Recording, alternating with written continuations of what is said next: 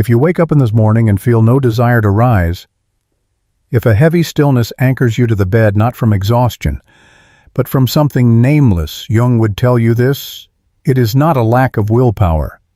It is the voice of the soul, whispering in a language older than words. You may have blamed yourself, believing you are lazy. Others may have told you to toughen up, to summon discipline. Yet Jung discovered that what appears as inertia is often a sacred message from the depths of the psyche, a quiet rebellion of the inner world against a life that no longer fits its truth. In the next few moments, you will walk into that silence. You will learn why your soul sometimes asks you to stop, what it is trying to communicate, and how that message can ignite transformation. Because this laziness may not be decay at all. It may be the chrysalis before your rebirth. If you've ever carried guilt for being unproductive, for lacking energy for the things you should do, prepare for a shift in perspective, one that could alter the way you understand yourself. Jung once observed that modern culture worships motion and condemns stillness. We've been conditioned to believe that to stop is to fail, that to rest is to waste time, that silence is dangerous. But Jung's insight was revolutionary sometimes. The soul must withdraw not out of weakness, but to reorganize itself. He called this psychic incubation. It is a period when the unconscious works beneath awareness, digesting experience, integrating insight, and preparing transformation. The conscious mind might think nothing is happening, but deep within, the architecture of the self is being rearranged. Imagine your psyche as a vast organism, a forest renewing itself. The trees may appear dormant in winter, yet roots are alive in the dark, quietly expanding. Your body knows before your mind does that something must change. What you call not wanting to move is often the body's intuition saying, "Wait, do not rush." The old map no longer fits the new terrain. The body, Jung said, senses first when we are living against our essence. When it refuses to obey the demands of a false life, it is not being lazy, it is being honest. Jung identified several faces of this sacred stillness, what we might call the 5 kinds of soul laziness.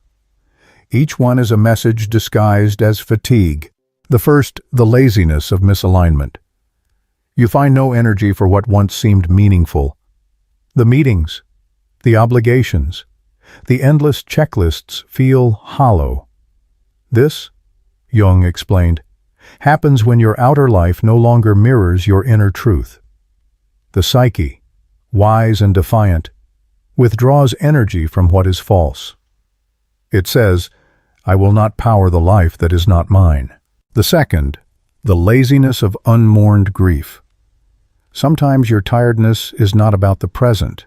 It is the echo of loss never faced. A death, a breakup, the end of an identity.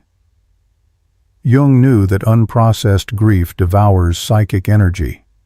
The soul says, "Stop. Honor what has been lost." Until you do, it withholds vitality, as if holding a candlelight vigil within you. The third, the laziness of emotional overload. There are those who absorb too much from people, from the news, from the world's chaos. Jung saw them as emotional sponges. Their exhaustion is the soul's way of cleansing itself. Lying still becomes a purification ritual, a return to equilibrium. Neuroscience might describe this as the nervous system resetting, rebalancing cortisol, restoring coherence. The language differs, but the wisdom is the same. Silence heals the circuitry. The fourth, the laziness of life transition. This one appears during metamorphosis when an old identity dissolves, but the new one hasn't yet formed.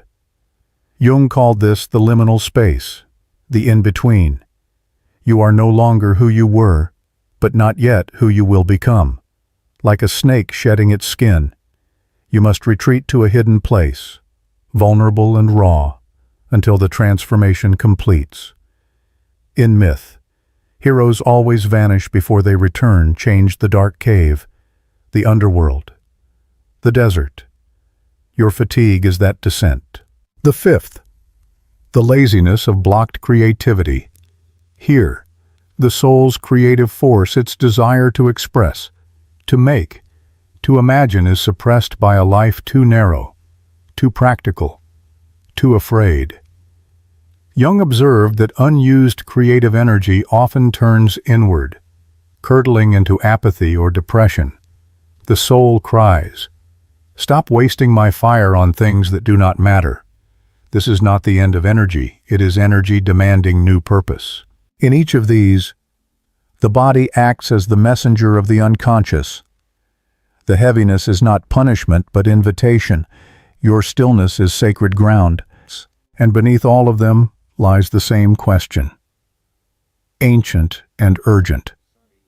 What part of me is asking to be born? In these pauses, the unconscious is not idle. It dreams in you. It writes its myth in symbols and sensations, shaping you from the inside out, like molten rock forming new earth. It needs darkness, pressure, and time. The modern mind resists this.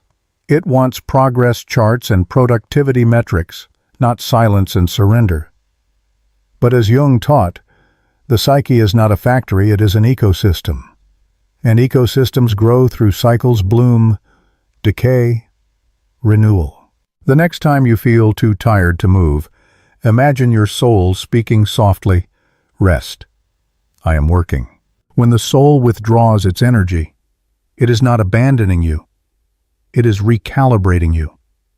Jung often said that what the conscious ego experiences as loss, fatigue, or confusion is usually the unconscious preparing a new alignment. It is the pause between exhale and inhale, the sacred still point where transformation begins. The art is not to resist it. The art is to listen. When you fight the stillness, when you scold yourself for resting or drown the silence with distractions, you are fighting your own inner wisdom. Instead, Jung invites you to turn toward the quiet and ask, not what is wrong with me, but what is trying to speak through me. He called this practice active imagination, a dialogue with the unseen forces within. But you don't need a ritual or a textbook-only presence. When that heaviness returns, take a pen and write without censoring. Let your thoughts wander like a river. Fragments, images, nonsense, let it all flow. Jung found that through this unfiltered stream, the unconscious reveals its language symbols, archetypes, half-remembered dreams. It is in these fragments that you'll begin to see patterns. A recurring image, a phrase, a feeling that refuses to leave. Follow it, gently. It is the psyche's compass pointing toward meaning. Jung proposed 3 sacred questions for such moments. First, what am I protecting myself from? Second, what in my life no longer serves my growth? Third, which version of me is longing to be born? The answers rarely arrive as logic. They come as sensations, a warmth in the chest, a sudden image of fire or water, a whisper that feels truer than any rational thought. This is the language of the self, the archetype of wholeness, the guiding center of your being. And then comes the paradox sometimes. The most powerful action you can take is to do nothing. This doing nothing is not apathy, it is sacred rebellion. It is choosing to be rather than to perform, to rest as an act of self-trust, to honor the ancient rhythm that all of nature follows: growth, stillness, rebirth. When you rest consciously, you are not escaping life. You are participating in its deeper pulse. Jung called this the alchemy of transformation. In medieval alchemy, the material that was to be transmuted had to rest in the darkness of the vessel before it could turn to gold. The soul follows the same law.